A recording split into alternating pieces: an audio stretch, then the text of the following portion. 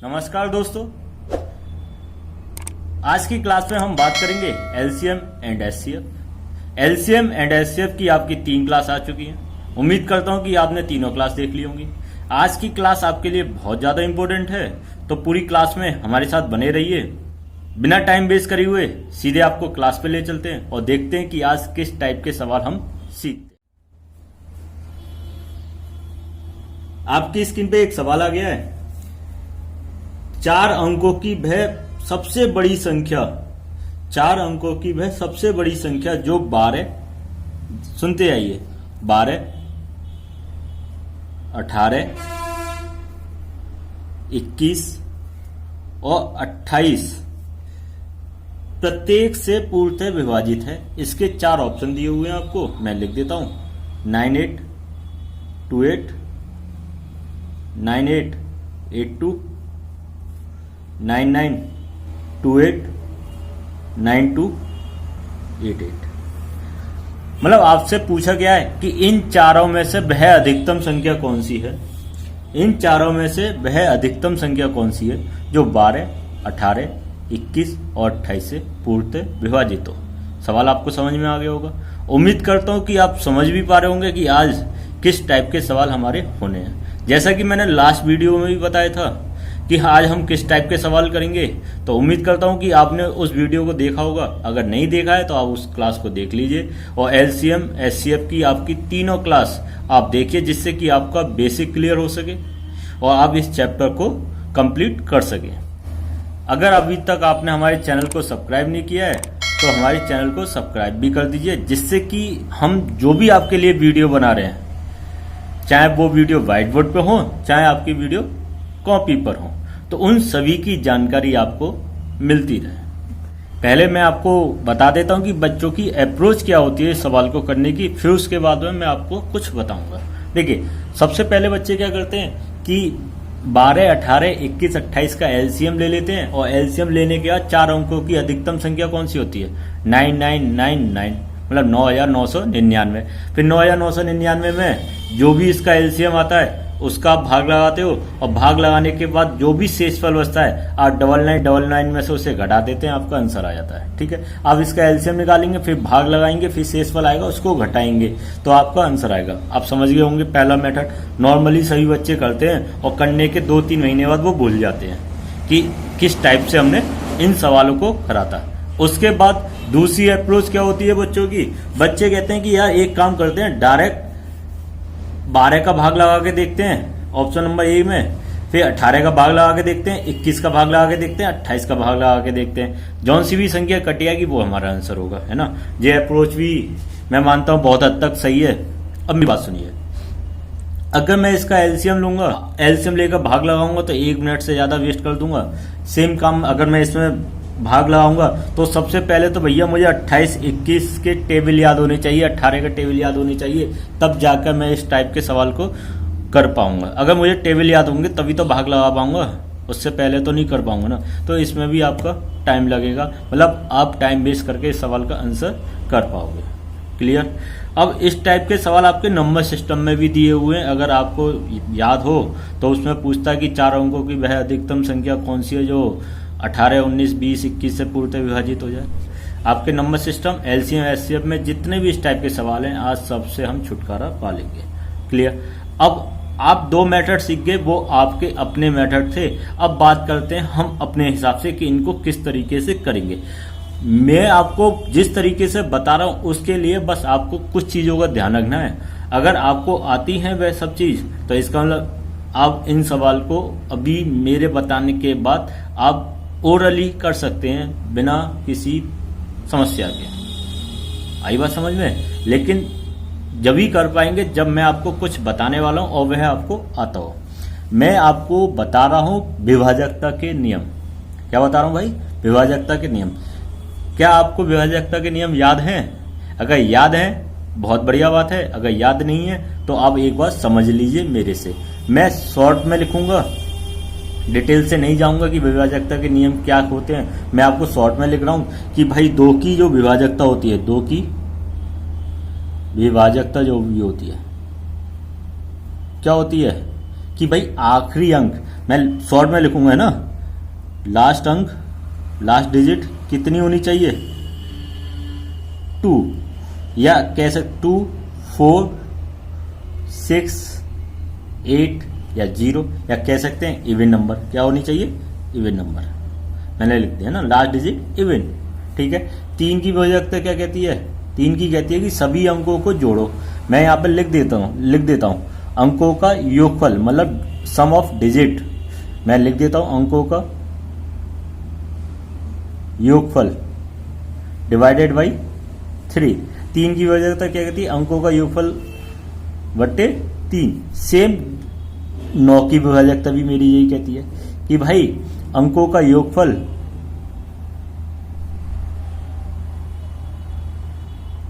बट्टे 9।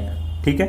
3, 9 और 18 की विभाजकता भी मेरी यही कहती है कि अंकों का योगफल डिवाइडेड बाई 8। क्योंकि 18 पे हम जाएंगे नहीं तो इतना बड़ा मुश्किल होगा भी नहीं, तो हम तो सीधे सीधे वो हमारे मतलब की, जो भी हमारे मतलब की विभाजकता है, हम सिर्फ उसी को डिस्कस करेंगे। 4 की विभाजकता क्या कहती है भाई, 4 की कहती है कि आखिरी के 2 अंक, मतलब लास्ट 2 डिजिट, आखिरी के 2 अंक,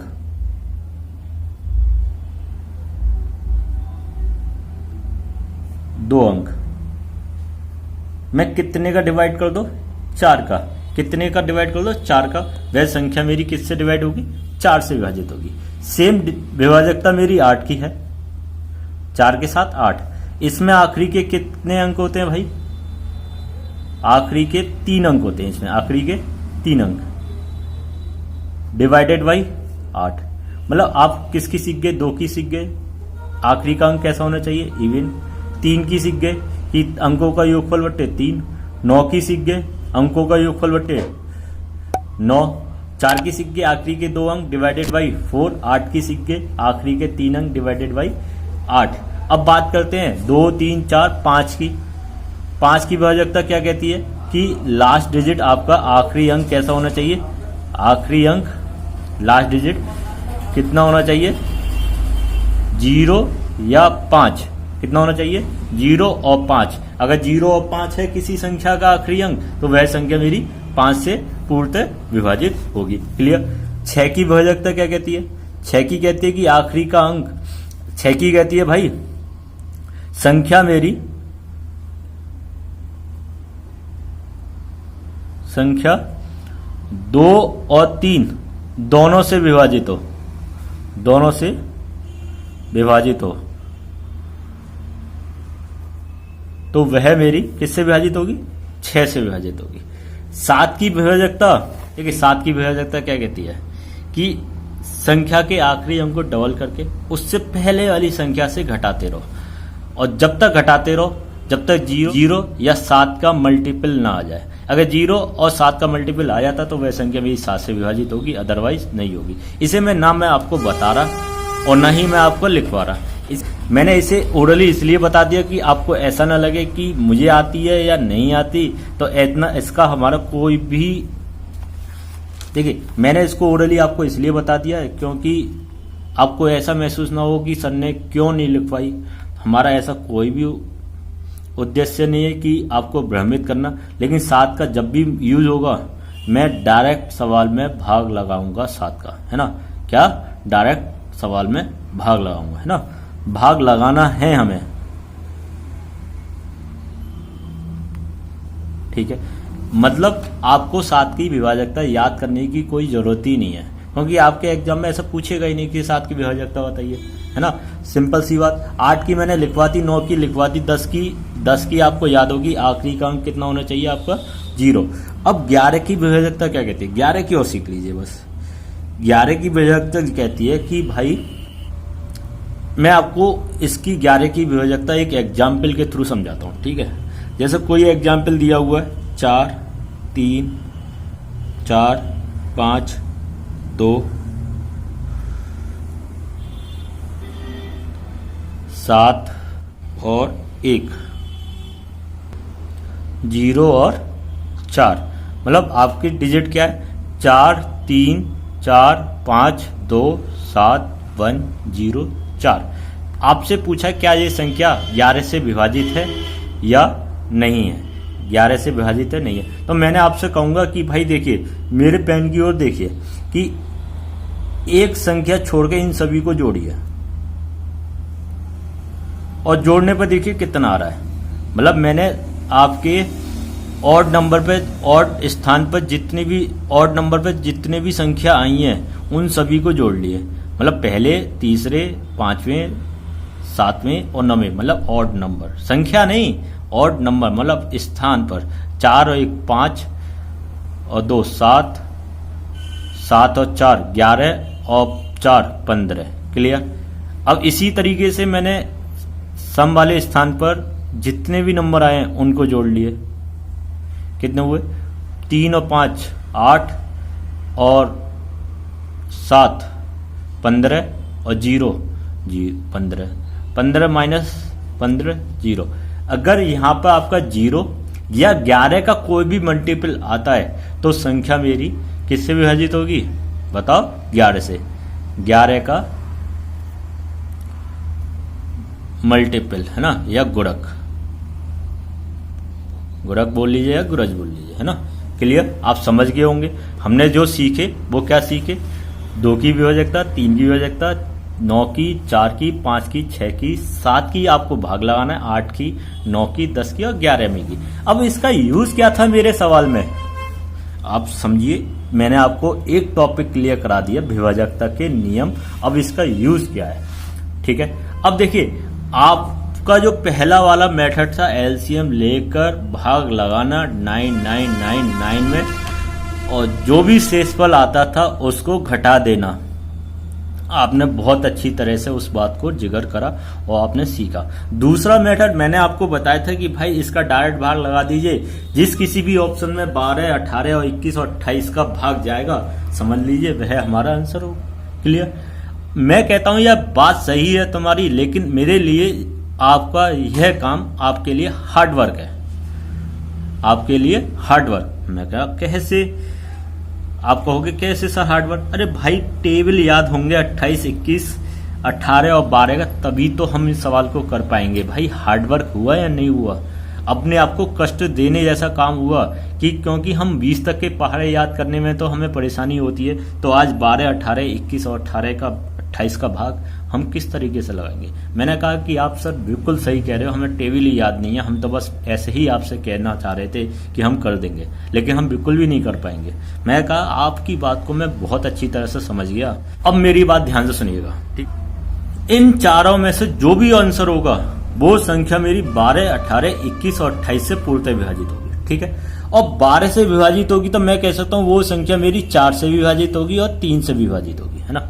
बताओ, जो संख्या मेरी 12 से विभाजित होगी तो मैं कह सकता हूँ वो संख्या मेरी 4 और 3 दोनों से विभाजित होगी। फॉर एग्जाम्पल 12 एकम 12, 4 और 3 दोनों से विभाजित हो रही है। 12 दूनी 24, 24 जो 3 से विभाजित हो रही है, 4 से विभाजित हो रही है। 12 तिया 36, 4 से विभाजित हो रही है, 3 से विभाजित हो रही है। आप कुछ भी ले सकते हो, कोई से भी एग्जाम्पल ले सकते हो। इसी तरीके से अगर मैं आपसे इधर से बात कर रहा हूं तो आप मेरे से कहोगे सर 9 दूनी 18, 9 दूनी 18। मैंने कहा बिल्कुल सही बात है यार, जो संख्या मेरी 18 से विभाजित होगी वो 9 से विभाजित होगी और 2 से विभाजित। अब ऐसा नहीं है मैंने 9 दूनी 18 लिखा है तो आप भी 9 दूनी 18 लिखो, आप 6 तिया 18 कर दीजिए। किसी भी टर्म में आप तोड़ सकते हैं, बस आपको उसका टेबल याद हो। मुझे 9 और 2 दोनों की विभाजकता भी याद है और टेबल भी याद है। क्लियर। 7 तिया 21, इसका मतलब मेरा जो भी आंसर होगा वो 7 और 3 दोनों से विभाजित होगा, और इसी तरीके से मैंने 7 चौके 28। आपको मेरी बात समझ में आई कि मेरा जो भी इन चारों में से आंसर होगा, अब 12, 18, 21, 28 नहीं देख रहा, अब मैं देख रहा हूं 4, 3, 9, 2, 7 से कौन सी संख्या विभाजित है, वही मेरा क्या होगा आंसर। अब देखिए इन चारों में से मेरा जोन सा भी आंसर होगा वो मेरा 4, 3, 9, 2, 7 से पूर्णतः विभाजित होगा। जो कोई भी आंसर मेरा इन सभी से विभाजित होगा समझ लो वही मेरा आंसर है। अब आपको ऐसा मैंने क्यों कराया? मुझे 12, 18, 21, 28 का टेबल याद नहीं था, बट मुझे 4, 3, 9, 2, 7 का टेबल याद है या इनकी विभाजकता याद है, तो मैं आसानी से सवालों को सॉल्व कर सकता हूं। देखिए कैसे। सपोज मैंने ऑप्शन नंबर 1 ले लिया, सपोज मैंने ऑप्शन नंबर 1 ले लिया, ठीक है।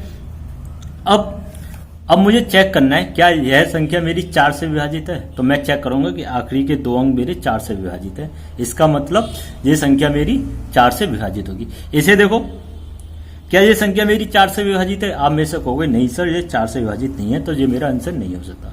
इसमें बात करिए 28 4 से विभाजित है, इसकी बात करिए 88 4 से विभाजित है। इसके मतलब एक ऑप्शन आपका हो गया गलत। अब मैं बात करता हूं 3 की और 9 की। मैं एक साथ बात कर सकता हूं कि अगर इनके अंकों का योगफल 3 से विभाजित हो रहा है तो 3 से विभाजित होगा, और अगर 9 से विभाजित हो रहा है तो 9 से विभाजित होगा। देखिए 8 और 7 17 और 2 19 और 8 27, 3 से भी विभाजित हो रहा है और 9 से भी विभाजित हो रहा है। इधर की साइड बात करी मैंने 9 9 18 20 28, तो 28 ना तो मेरा 3 से विभाजित हो रहा है ना 9 से हो रहा है। इधर देखिए 8 16 18 और 9 27, ये भी मेरा किससे विभाजित हो रहा है? 9 और 3 दोनों से। इसका मतलब 4 की विभाजकता चेक हो गई, 3 की भी चेक हो गई, 9 की भी चेक हो गई। 2 के लिए दोनों संख्या कैसी है? सम, ठीक। 4 की भी होगी। अब बात किसकी आती है? 7 की। अब इन दोनों में से कौन सी भी संख्या मेरी 7 से विभाजित होगी, वही मेरा आंसर है। क्लियर?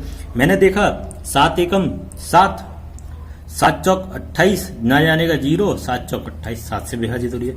इसे भी चेक कर लेता हूं। 7 एकम 7 बचे 2, 7 21 बचा 1, 7 दूनी 14 बचे 4, 48 7 से विभाजित नहीं होगी, तो इसका मतलब यह मेरा आंसर नहीं है। तो मेरा आंसर कौन सा आ गया आपका?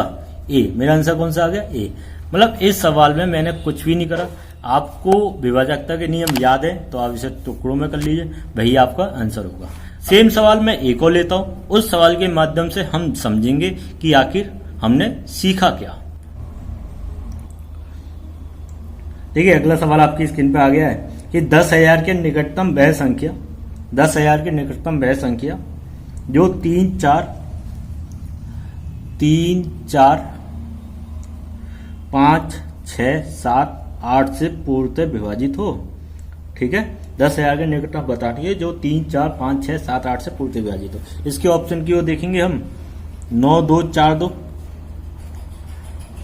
180,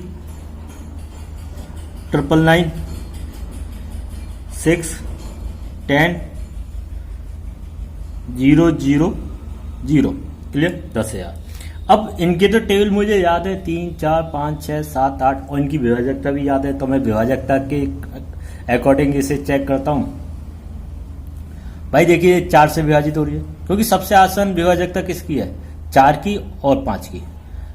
5 के केस में देखूंगा तो ये वाली संख्या तो विभाजित नहीं हो रही, इसे तो चेक करने से कुछ फायदा नहीं है। 4 से ये भी विभाजित हो रही है, 4 से ये भी विभाजित हो रही है और 4 से ये भी विभाजित हो रही है, दोनों चेक हो गई। अब मैंने कहा 3 भी चेक कर लेते हैं। 9 2 11 और 4 15, 3 से विभाजित हो रही है। 8 है 1 9, 3 से विभाजित हो रही है। क्या ये 3 से विभाजित हो रही है? नहीं हो रही। अब मेरा आंसर इन दोनों में से एक होगा। ठीक है, 6 की विभाजकता चेक करिए, मतलब दोनों 2 और 3 से विभाजित हो रही है, इसका मतलब 6 से विभाजित हो रही है। 8 की बात करूंगा, आखिरी के 3 अंक 8 3 24, बात ठीक है, 8 से विभाजित हो रही है। इसमें भी आखिरी के 3 अंक 8 से विभाजित हो रही है, मतलब पूरी संख्या 3 4 5 6 और 8 से विभाजित हो रही है। अब चेक करने का नंबर किसका आया? 7 का। अब जो भी संख्या मेरी 7 से विभाजित होगी वो मेरा आंसर होगा। अब देखिए, अब मेरी बात को ध्यान से सुनिए। अब इन दोनों में से कौन से ऑप्शन को पहले लिया जाए कि भाग लगाना उसे देखा जाए। तो आप देखिए 10,000 के निकटतम वह संख्या पूछिए, तो इन दोनों में 10,000 के निकटतम कौन सी है? 180। ये 10,000 के निकटतम है, पहले इसी को चेक कर लो। अगर ये 7 से विभाजित हो रही है तो आपका आंसर होगा, है ना। अगर 7 से विभाजित नहीं हो रही तो आपका पहला वाला यही आंसर होगा। तो मैंने इसे 7 से विभाजित करा, 7 एकम 7, 3 7 चौक 28, 7 चौक 28, मतलब आपकी 7 से विभाजित हो गई, तो आपका आंसर कितना आ गया? 180। जरा इसे भी चेक कर लेना जरा। 7 एकम 60, 7 21, 7 दूनी 34, 7 से विभाजित आपकी पहली भी हो रही है। बच्चे कौन सा आंसर लगाए जाते हैं? पहला, लेकिन पहला आंसर नहीं है। कौन सा आंसर है? सेकंड, क्योंकि उसमें क्या पूछा है? 10,000 के निकटतम ऐसी कौन सी संख्या होगी। समझ में आई बात? उम्मीद करता हूं कि आप समझ भी रहे होंगे कि अब मैं आपसे क्या कहने की कोशिश कर रहा हूं। ठीक है, अब देखिए आपकी स्क्रीन पर अगला सवाल आ गया है। अगला सवाल क्या है आपकी स्क्रीन पे? ठीक है, आपकी स्क्रीन पे एक सवाल आ गया है। 5 अंकों वाली वह लघुत्तम संख्या बताइए जो 12 18 21 से विभाजित हो। 12 18 और 21 से विभाजित हो। आपके ऑप्शन क्या है? 180, 30, 256, 10, 224 और 50, 321। ठीक है, सेम आपको क्या करना है? विभाजकता ही तो चेक करना है। इसको ब्रेक कर लीजिए। 4 तिया 12, 9 दूनी 18, 7 तिया 21। अब आपको ये चेक करना है कि इनसे कौन सी संख्या विभाजित हो रही है। बात आई समझ में? 4 से चेक करूंगा मैं तो 4 से आपकी ये संख्या विभाजित हो रही है, 4 से ये भी विभाजित हो रही है और 4 से ये भी विभाजित हो रही है, पर 4 से आपकी ये संख्या विभाजित नहीं हो रही है। ठीक है, इन 3 में से मेरे आंसर हो सकते हैं। अब मैं विभाजकता चेक करता हूँ 3 की और 9 की। 3 की चेक करूँ 8 और 1 9, 3 से विभाजित हो रही है और 9 से विभाजित हो रही है। इसको चेक करा 3 और 2 5 और 10 और 6 16। अब 16 आपकी ना तो 3 से विभाजित हो रही है ना 9 से हो रही है, तो ये आंसर नहीं होगा। 4 और 2 6, 2 8 1 9, 3 से भी हो रही है और 9 से भी हो रही है। अब विभाजकता अगर 2 की 4 बात करूंगा तो दोनों सम संख्या है, तो 2 से तो हो ही रही होगी। अब नंबर किसका आया? 7 का। अब 7 से जो भी संख्या विभाजित होगी वही मेरा आंसर होगा। लेकिन उसने पूछा है भाई 5 अंकों की वह लघुत्तम संख्या, दोनों 5 अंकों की है, तो लघुत्तम संख्या कौन सी है? ए या सी? तो आप में से कहोगे सर ए, तो इसी को चेक कर लो। अगर ये 7 से विभाजित है तो हमारा आंसर होगा, अदरवाइज सी आंसर होगा। ठीक है, 7 एकम 7, 3, 7 चौक 28, 2, 7 चौक 28। आपका आंसर कौन सा हो गया? ए। उम्मीद करता हूं कि आप सवाल को समझ पा रहे होंगे और आसानी से कर भी रहे होंगे।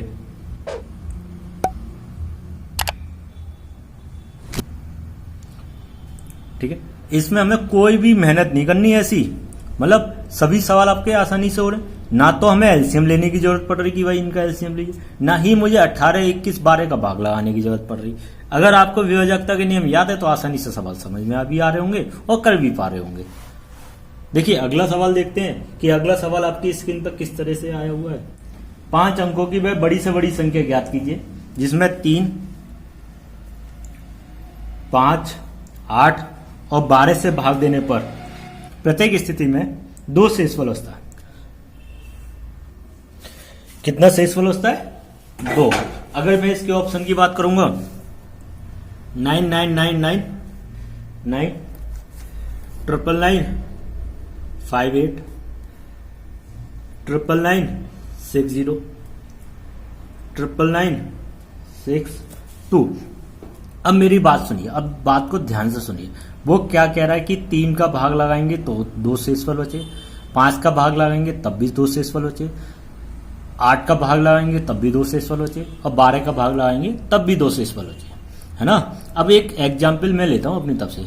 मैंने कहा भाई 32 में 5 का भाग लगाइए, तो आप में से क्या कहोगे? सर 5 छिक्के 30, 5 छिक्के 30।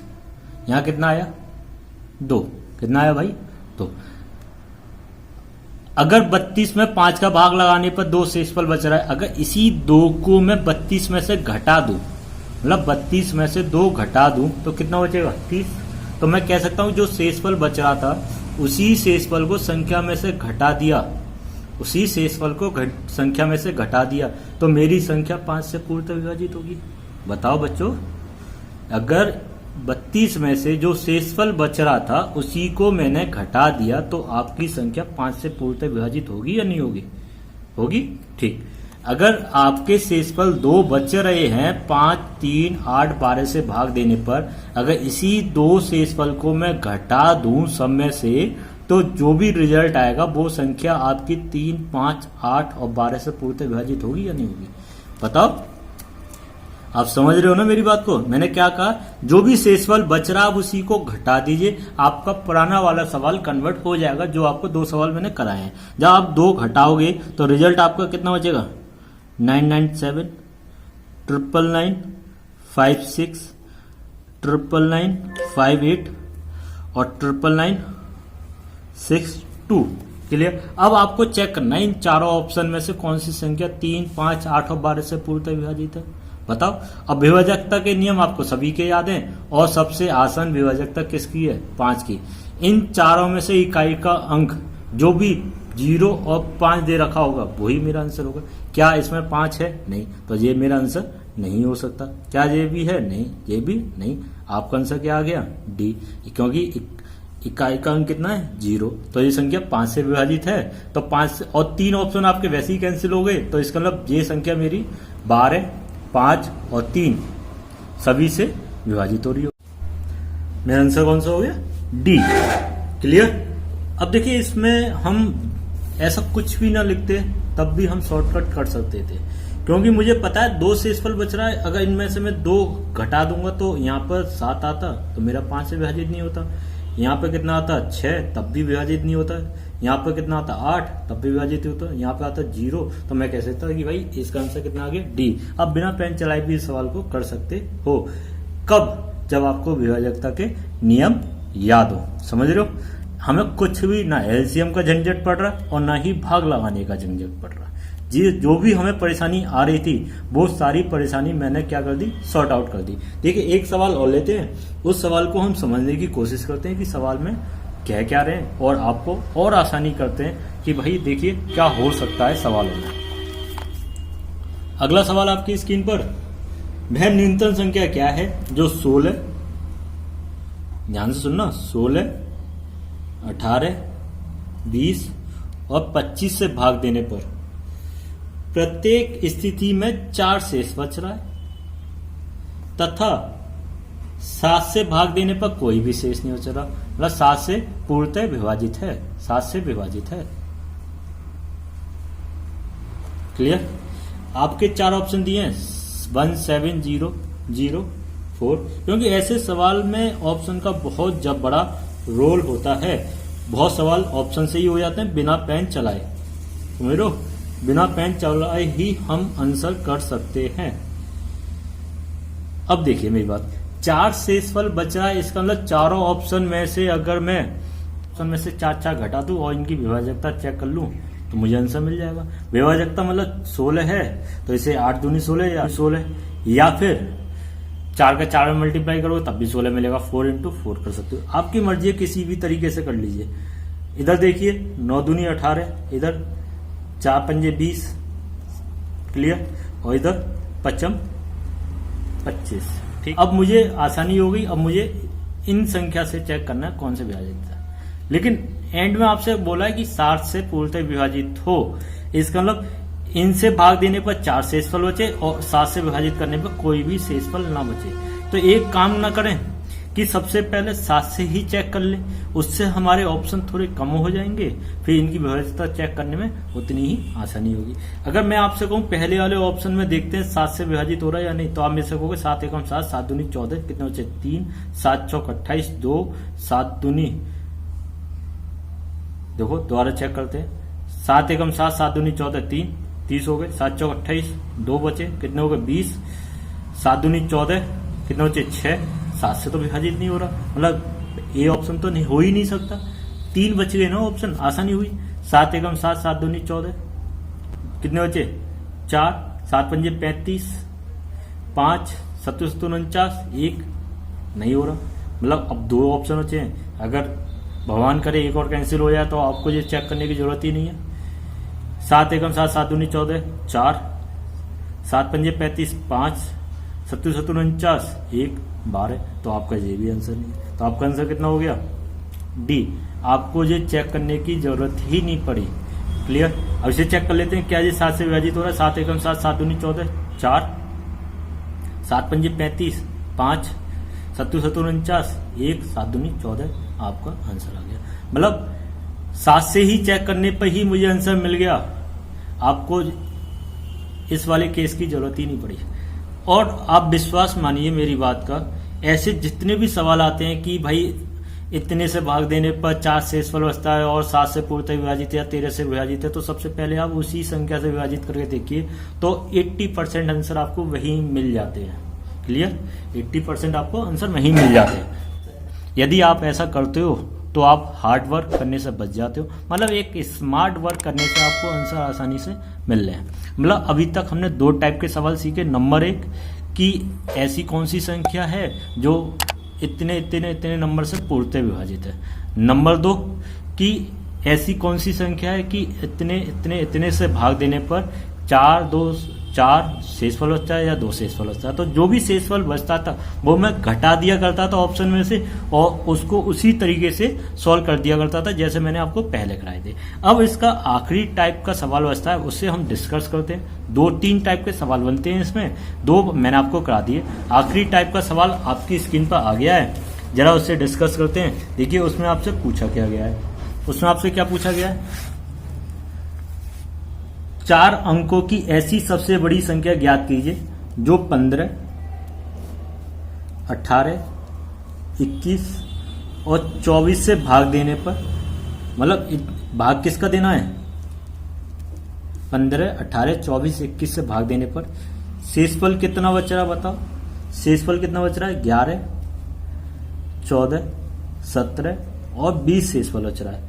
आपके 4 ऑप्शन दिए हुए हैं, 6, 6, 5, 7, 7, 5, 5, 6, 5, 6, 7, 5, 7, 6, 6, 4 ऑप्शन दिए।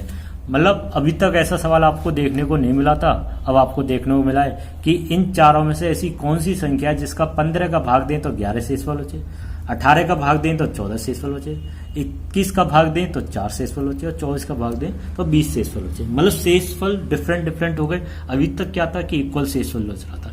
इन सवालों की पहचान क्या होती है तो मैं आपको बता दूं, इन दोनों का जो डिफरेंस होता है ना वो इक्वल होता है। देखो हमेशा याद रखना, इन दोनों संख्याओं का डिफरेंस इक्वल होगा। 15 में से 11 गए 4, 18 में से 14 गए 4, 21 में से 17 गए 4, 24 में से 20 गए 4। तो डिफरेंस कैसा आया, इक्वल। क्लियर। अब सुनो मेरी बात, समझने की कोशिश करना। जब मैं 15 का भाग लगा रहा था इसमें तो शेषफल कितना बच रहा था, 11। अगर इसी 11 में मैं 4 को जोड़ दूं, इसी 11 में 4 को ऐड कर दूं तो मेरा 15 से पूर्णतः विभाजित हो जाएगा। तो मैं कहूंगा कि ये वाली संख्या मेरी 15 से पूर्णतः विभाजित है जब मैं 4 को ऐड कर दूंगा। सेम 18 का भाग लगा रहा था इसमें तो 14 शेषफल बच रहा था। अगर इसी शेषफल में मैंने 4 को ऐड कर दिया तो ये संख्या मेरी किससे विभाजित हो जाएगी, 18 से। सेम अगर 4 मैंने 17 में ऐड करे 21 और 21 से पूर्णतः विभाजित हो गई, और 20 मैंने 4 में ऐड करे 24 से पूर्णतः विभाजित हो गई। इसका मतलब ऐसे जब भी सवाल आएंगे जिसमें डिफरेंस कैसा हो, इक्वल, आपको क्या करना है, ऐड। आपको क्या करना है, प्रत्येक ऑप्शन में ऐड कर दीजिए। अब आपका सवाल पुराना वाला बन गया। कौन सा वाला, कि इन चारों ऑप्शन में से कौन सी संख्या ऐसी है जो 15, 18, 21 और 24 से पूर्णतः विभाजित है। समझे मेरी बात को। इन चारों ऑप्शन में से कौन सी ऐसी संख्या है जो 15, 18, 21, 24 से पूर्णतः विभाजित है। क्योंकि मैंने आपके सवाल को कन्वर्ट कहां कर दिया, पहले वाले सवाल में कन्वर्ट कर दिया। अब यह चेक करना कि भाई कौन सी संख्या से आसान है, तो मैंने आपको बहुत अच्छी तरह से सिखाया है कि भाई इसे ओपन कर लीजिए। 5 या 15, 6 या 18, 7 या 21, 8 या 24। सबसे आसान विभाजकता इसमें किसकी, आप में से कहोगे सर 5 की। तो क्या ये 5 से विभाजित हो रहा है, नहीं। क्या ये 5 से विभाजित हो रहा है, हाँ। क्या ये 5 से विभाजित हो रहा है, नहीं। क्या ये 5 से विभाजित हो रहा है, नहीं। तो आपका आंसर कौन सा आ गया, बी, 75, 56। कितना आ गया, 75, 56 आपका आंसर आ गया। देखिए आपने ना पेन चलाए ना कुछ भी चला, आप इसे आसानी से कर सकते थे।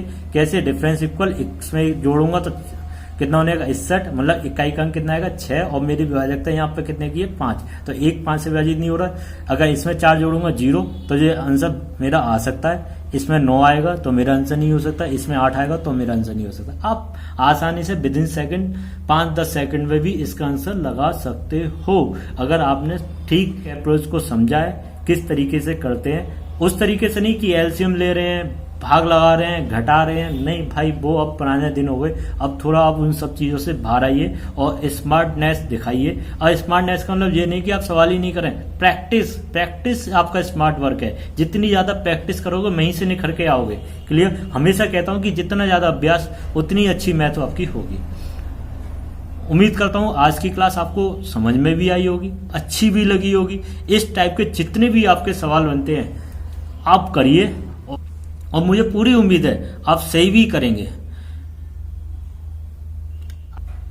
इस वीडियो के साथ आपका इस चैप्टर की भी मैं समाप्ति करता हूं। और उम्मीद करता हूं कि भाई इस चैप्टर को आपको समझ में आ भी गया होगा। आपके 4 पार्ट में मैंने इस चैप्टर को खत्म करा दिया है। आप करिए इस चैप्टर को। अगर कोई भी डाउट, अगर कोई भी कैसी भी आपकी परेशानी है तो आप मुझे पर्सनली कॉल कर सकते हैं, मैसेज कर सकते हैं, कमेंट कर सकते हैं।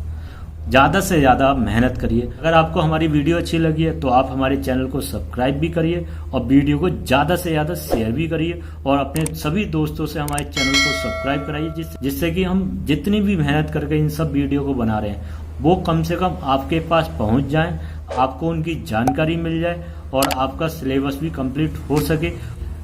इसके लिए आपको हमारे चैनल को सब्सक्राइब करना ही पड़ेगा। अगली वीडियो के साथ हम जल्दी मुलाकात करेंगे। जब तक के लिए हंसते रहिए, मुस्कुराते रहिए, वीडियो देखते रहिए।